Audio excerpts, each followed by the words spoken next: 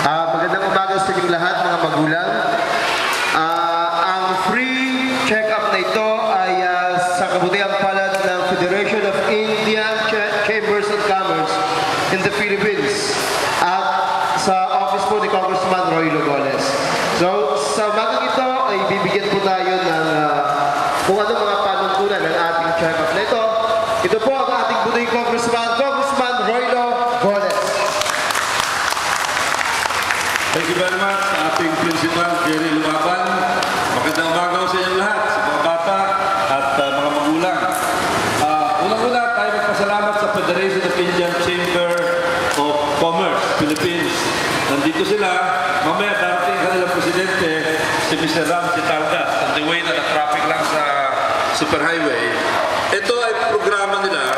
Sila nagsadya sa akin, nakakatuwa nga, na sabi nila, alam mo Mr. Goles, sa aming karanasan, maraming mga bata na minsan nahirapan mag-aral, di pala ang diferensya nila, yung mata nila. Hindi sila makapagbasa dahil may kalabuan yung mata at ang kailangan lamang salamin, tamang salamin. Kaya ngayon, ang gagawin dito, check upin kayo. Yung mga bata, check upin ng ating mga doktor dito. Andito sila, no? Ngayon, yung mga, ang diferensya ay reading lamang, agad-agad pwede bigyan agad na salamin. Pero kung iba, may diferensya na astigmatism, o ano pa, yung babalik after about 2 weeks para ma-pick up nyo yung prescription glasses na yan. Kaya yan ay agad na bibigay ang mga estudyante galing sa Palok Elementary, mayroong galing sa Port State, mayroong galing sa Masville.